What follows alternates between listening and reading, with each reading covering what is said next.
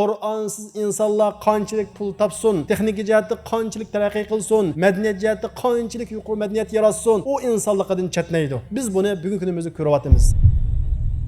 Bundan biz shuni ko'raymizki, Qur'on Karim faqat bizni jannatga kirgizish uchun emas, bizni mushu dunyoda insondek yashashimiz uchun bo'lmasa bo'lmaydigan, agar bo'lmasa biz insonligimizni yo'qotib qo'yadigan ilohiy hayot dasturimiz.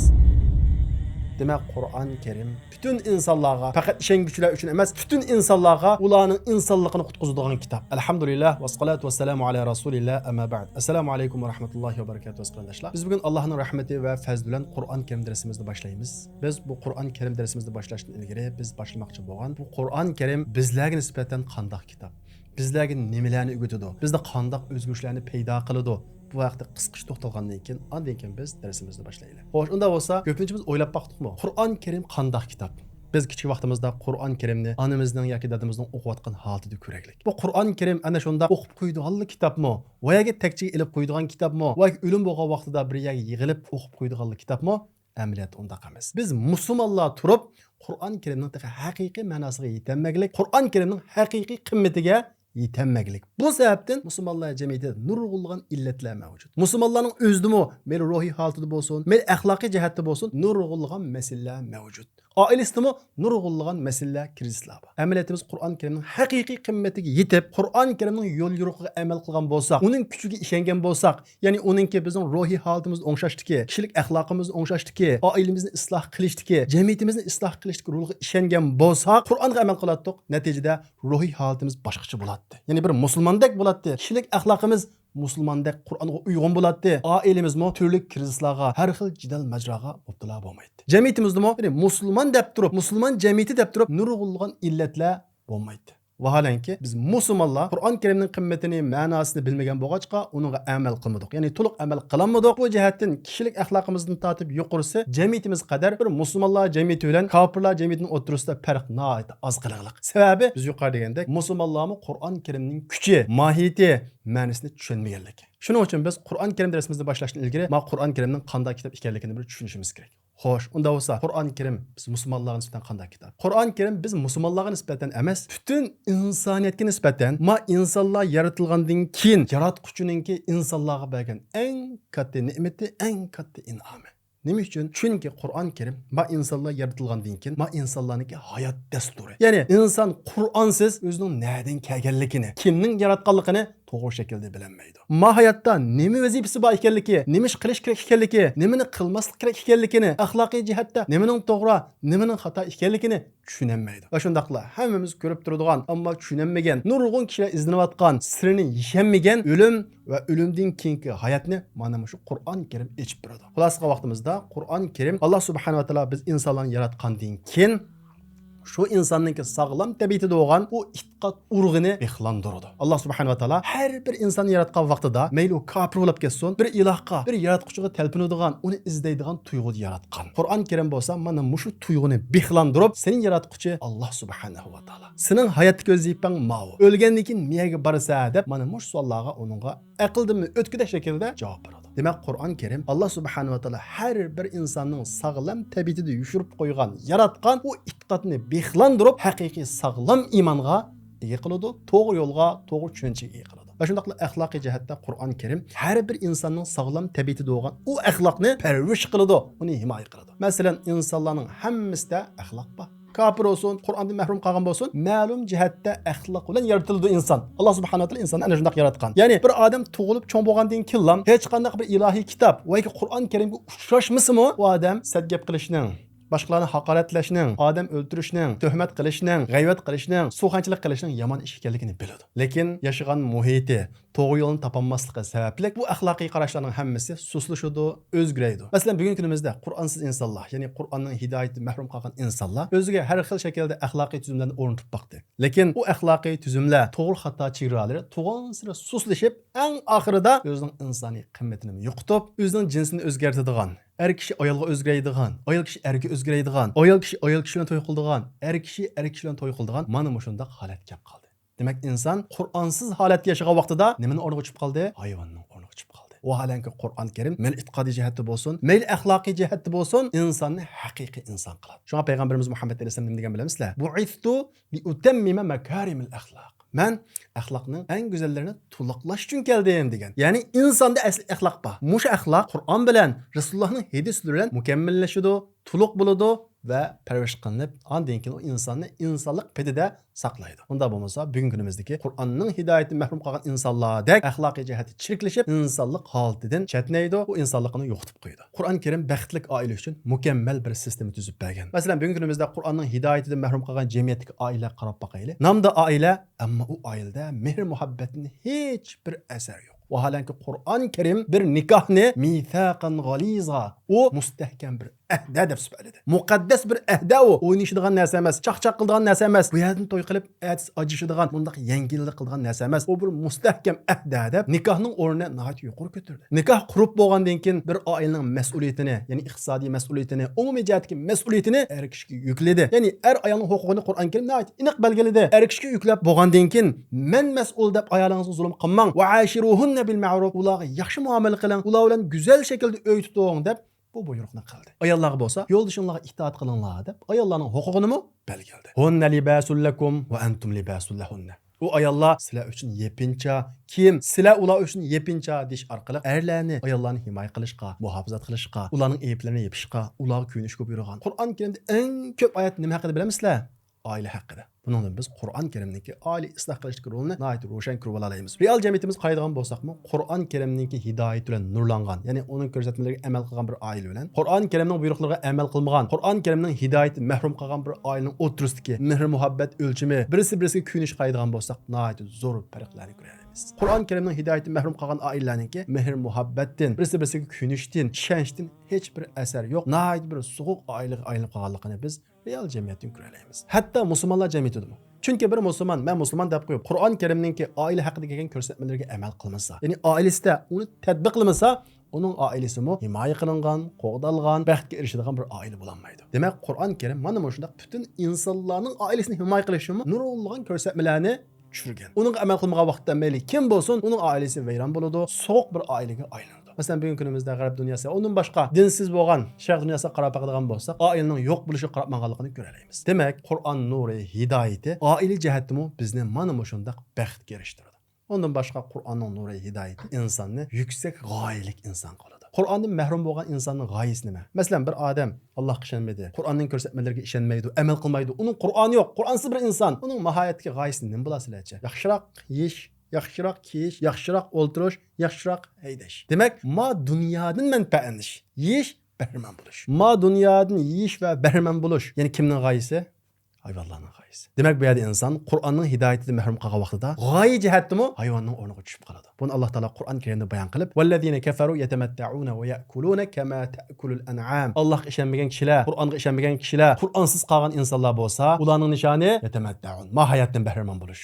Va ya'kulun, ular yeydi ular kama ta'kulul an'am. Xuddi charpay hayvonlarga o'xshash. Ya'ni charpay hayvonlar yeganga o'xshash, ular yeydi, bahramand bo'ladi. Ularning g'oyasi shu, g'immi shu. Ammo Qur'onning hidoyati bilan nurlangan, Qur'onning ko'rsatmasiga amal qilgan inson bo'lsa, uning g'oyasi yeyish emas. Yeyish, ichish, kiyish, o'ltirish, haydash uning g'oyaga yetishdagi bir vosita uningki. Ammo kofirning g'oyasi bo'lsa, yeyish, ichish. Demak, Qur'on Karimning hidoyati insonni g'oya jihatdan yuqori chekka ko'taradi. Ya'ni cheksizlikka bog'laydi. Qur'onning hidoyatidan mahrum qolgan inson bo'lsa, ma cheklik dunyoni ham ko'zlaydi, xuddi hayvonlarga o'xshash. Demak, g'oya jihatdan Qur'on Karim bizni qanday qiladi ekan? Haqiqiy inson qiladi. Qur'ondan mahrum qolgan inson g'oya jihatda uning nishoni hayvonlardan farqsiz bo'lib qoladi. Ba'zi kishilar bunday savolni qo'yishi mumkin. To'g'ri, kofirlar yeydi, bahramand bo'ladi, ammo mohiyatga nurg'ulg'an tuhfalarni qo'shadi. Masalan, telefon yasaydi, kompyuter yasaydi deb. Ya'ni mohiyatga tuhfa qo'shadi. Hayvondan farqi bu deyishi mumkin. Vaholanki insonlar qanchalik tuhfa qo'shib ketsin mohiyatga, hayvonlar tuhfa qo'shganchilik qo'shamaydi. Masalan, butun hayvonlar mohiyatga tuhfa qo'shadi.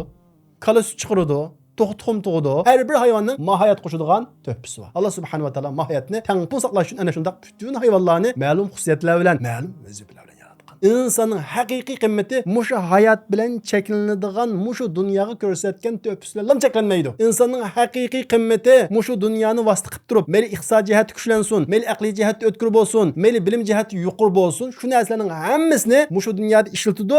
Nima uchun? Oxirat uchun. Ya'ni aqlini, iqtisodini, bilmini, oxiratni nishon qilib turib, ma dunyoda ishlatadi. Ya'ni g'oya jihatda farq bor. Shundaqla Qur'on Karim insonlarga nimaning to'g'ri, nimaning xato ekanligini ko'rsatib qolmay, ma hayotning ma'nosini tushuntirish orqali insonning u ruhiy dunyosidagi bo'shliqni to'ldiradi. Qur'onning hidoyatidan mahrum qolgan odam ma hayotning ma'nosini tushunmay o'tib ketadi. Uning ruhiyatida, ma'naviyatida bir bo'shliq mangu saqlanib qoladi. Bu bo'shliq uni doim azoblaydi, ruhiy tushkunlikka mubtalo qiladi. Shundaqla Qur'onning hidoyatidan mahrum qolgan odam ma hayotni tushunmagan bo'lg'achqa, hayotning ma'nosini bilmagan bo'lg'achqa beshiga kelgan musibatlarga sabr qilmaydi. Masalan, inson bo'lish sifatimizdan har birimizning beshiga o'xshamagan shaklda musibatlar keladi. Qiyinchilik keladi. Birimizning onasi o'lib qoladi, birimizning dadasi o'lib qoladi. Turib planmay voqeaga uchrashingiz mumkin, iqtisodiy ziyonga uchrashingiz mumkin. O'ylab boqinglar, Qur'onning hidoyatidan mahrum qolgan inson mana shunday musibatlarga qanday tushunchi bera? Nim deb tasalli tapa? Sizlar bir tasavvur qilib boqinglar. Qur'onning hidoyatidan mahrum qolgan odamga nisbatan mana shunday musibatlar uning dunyosini vayron qiladi. Endi men o tugashdim deb o'ylaydi. Endi Qur'onning hidoyati bilan nurlangan, mohiyatning ma'nosini bilgan kishi Qur'onni shundoq ochadi. Alloh subhanahu va taoloninki: "Va lanabluwannakum bi shay'in minal khawfi wal ju'i wa naqsin minal amwali wal anfusi wat thamarat." Biz sizlarni, ey insonlar, biz sizlarni mohiyatda sinaymiz. Nima bilan? Qo'rqinish bilan, ochlik bilan, iqtisodiy ziyon bilan, jon qilgan har xil musibatlar bilan biz sizlarni imtihon qilamiz. Bu oyatni o'qigan musulmon, ya'ni Qur'onga ishongan kishi, Alloh subhanahu va taolo meni yaratgan zot, meni sabr qila olamdi, sabr qilamanmdi, Allohga rozi bo'lamdi yoki qoqshamdi, Allohga isyon qilamdi, mushun imtihon qilish uchun meni sinabotdi deb tushunadi-da, keyingi oyatni o'qigandan keyin uning qalbi butunlay rozi bo'ladi. Va bashiris sobirin. Ana shundaq mushu dunyo hayotida turli musibatlar kelib, uning qarta sabrchan bo'lgan, o'zini yo'qitib qo'ymagan kishilarga jannat bilan xush bishorat bergan.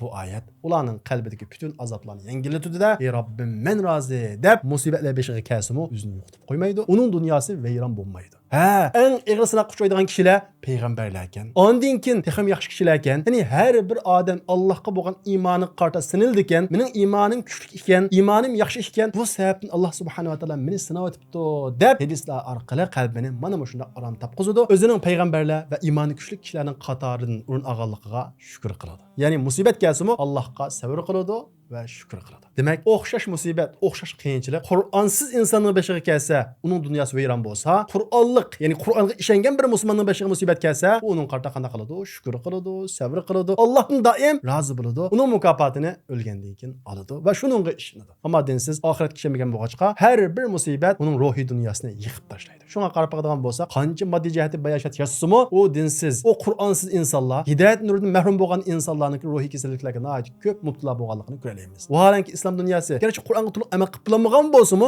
musulmonlar kambag'al yashagan bo'lsa-mu, moddiy jihati tuvan yashagan bo'lsa-mu, ularning orasida ruhiy jihatda tushkunlikka mubtalo bo'lgan yoki ig'ir kasalliklarga mubtalo bo'lgan, o'zini o'ldirib oladigan bunday ishlarning nihoyat oz ekanligini ko'ramiz. Chunki ular har bir musibatningki badali bo'lganligi, uning qarta bir ajrga erishganligi, Allohning mukofot beradiganligi ishonib, u musibatdan, u qiyinchilikdan ma'no topadi. Ya'ni beshiga kelgan har bir musibat va qiyinchilikdan ma'no topadi. Ma'nosi bo'lgan qiyinchilik va azob insonni yengillatadi.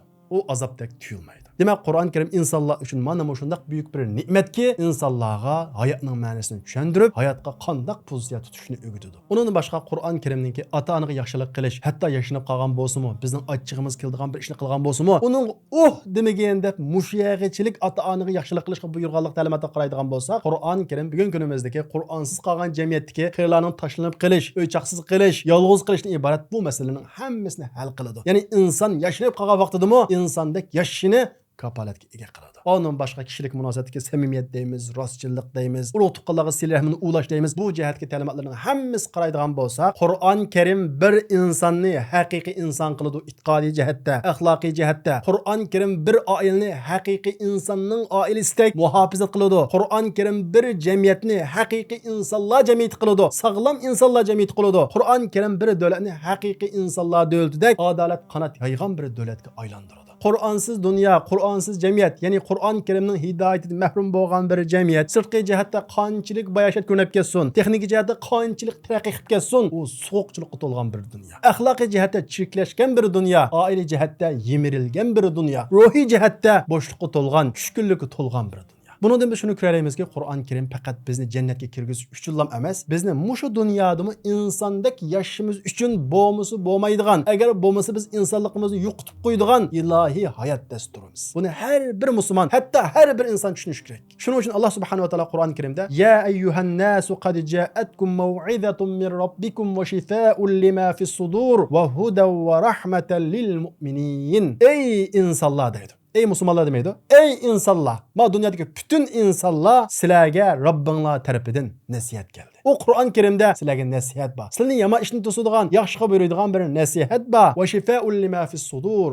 Dillaringlardagi dardga, u kasalga darmon bo'ladigan davo bor. Şifa va hudan va hidayat yo'li bor. Nimaning to'g'ri, nimaning xato ekanligini ko'rsatadigan hidayat yo'li bor va rahmatan lil mu'minin. Ishongan kishilarga ularni texim yaxshi yo'lga boshlaydigan, texim xotirjam hayotga boshlaydigan rahmat bor deydi. Yana bir oyat Alloh subhanahu va taolo va nazzalna alaykal kitaba tibyanan likulli shay. Qur'on Karimni biz sizlarga har bir narsani tushuntirib beradigan, sizlar hayot uchraydigan bütün ishlarga yechim beradigan mana shunday holatga tushirdik. Va huda va rahma. Bu Qur'on Karimni hidayat, rahmat va musulmonlarga mangulik saodat bilan xush xabar yetkazgan nazil qildi deydi.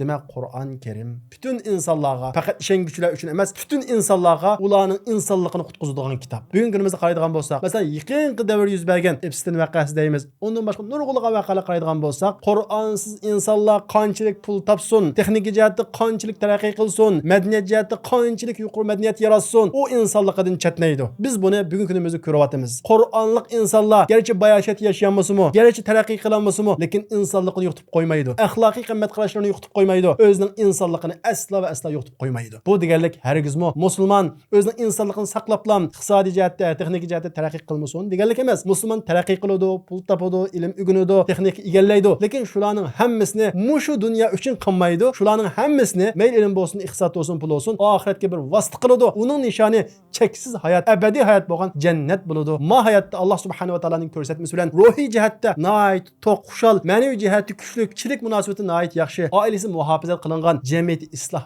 qilingan shaklda bo'ladi. Mana bu Qur'on Karimninki bir insonni inson qildigan taraflarninki nihoyat kichikgina bir tarafi. Agar so'zlasak, ya'ni Qur'on Karimning insonning hayotiga qanday ta'sir ko'rsatadiganligi, jamiyatini qanday o'zgartiradiganligi, oilasini qanday himoya qiladiganligi va isloh qiladiganligi, davlat qurgan vaqtda davlatni qanday qiladiganligidan iborat bu taraflarni so'zlasak, biz soatlab so'zlab ketishimiz mumkin. Biz faqat Qur'on Karim unda oddiy kitob emas. Qur'on Karim o'qib bilan o'tib ketadigan kitob emas. Qur'on Karim izlansak bizning bütün masalamizni hal qiladigan, hayotda biz ushurgan bütün meselelerge cevap beradigan kitap. Şuna bununla sel qaramayli. Bu kitapni qo'limizga qaytadan alayli. Alloh taolo bizga nim dedi? Nemish qilamiz? Buning uchun javob izdayli demakchi. Bundan keyin biz o'qiydigan darslarga mana mushu pozitsiyada o'qiyli, anglayli. Biz odatdagi bir kitobni dars qilmoqchi emas. Ma bizni yaratgan, bütün insonlarni yaratgan, hamma davlatlar bo'lgan yer sharni yaratgan, bütün planetlar bo'lgan koinotni yaratgan Allohning so'zi. Şuna bu çaqçaq qildigan so'z emas, oddiy qaraydigan so'z emas, bundan ham o'qiydigan kitob emas. Zihnimizni yig'ib, aqlimizni berib o'qiymiz. Shu vaqtda ondan keyin Qur'on Karim bizga manfaat beradi, uchirgan masalalarimizga yechim topa olamiz. Xo'sh, unda bo'lsa Qur'on Karim cho'ng bir kitob, 114 sura bor. Har bir musulmon bu Qur'on Karimning hammasi qanday o'rganib bo'ladi deyish mumkin. Qur'on Karim shunday bir xususiyatga ega kitobki, Qur'on Karimdagi har qanday surlardan bir surini bir musulmon tutugansa, u hayotida o'zi lozim bo'lgan bütün savollarga javob topa oladi. Ibodat bo'lsin, aqida bo'lsin, hammasiga bir surida ko'p hollarda javob chiqadi. Qur'on Karim ana shunday xususiyatga ega. Shuning uchun biz hozir Sura Baqarani boshlashdan oldin turyapmiz. Agar siz Sura Baqarani pishiq o'rgansangiz, ya'ni uning ichidagi ma'nolarni pishiq o'rgansangiz, siz hayotingiz uchraydigan ko'p sonli savollarning hammasiga javob topa olasiz. E'tiqodiy jihatga nurg'ulg'an masalalarni hal qila olasiz. Axloqiy jihatga, kishilik munosabat jihatga nurg'ulg'an masalalaringizni hal qila olasiz, isloh qila olasiz, tuzata olasiz. Va shundaqla qimmat qarash jihatdami Sura Baqara sizga nurg'ulg'an qimmat qarashlarni beradi. G'oya jihatdami sizga yuksak g'oyalarni beradi. Shuning uchun bu Sura Baqarani siz pishiq o'rganingki, inshaalloh Qur'on Karimninki ko'p sonli ruhini egallagan bo'lasiz. Shunga ba'zi sahobalar Qur'on degan so'zning o'rniga Sura Baqara deb ishlatdi. Masalan, Ibn Mas'ud radhiyallohu anhu haj mazgilda jamratga tash etib bo'lgandan keyin Qur'on tushgan kelib, mana bu yerda Sura Baqara tushgan degan. Vaholanki Sura Baqara tushgan, Madinada tushgan. Demak, Sura Baqaraning o'zi ham Qur'on demakchi. Ya'ni Sura Baqarada Qur'on o'ziga olgan ibodat ulamdi, axloq ulamdi, ko'pincha mazmunlarning hammasi bayon qilinadi, so'zlanadi demakchi. Shuning uchun biz bundan keyin Sura Baqara darsimizni boshlaymiz inshaalloh. Xo'sh, unda qolsa, hozir biz o'qimoqchi bo'lgan Sura Baqara qanday sura? Payg'ambarimiz Muhammad alayhisalom bu haqda likulli shay'in sanamun va inna sanamul Qur'an suratul Baqara deydi.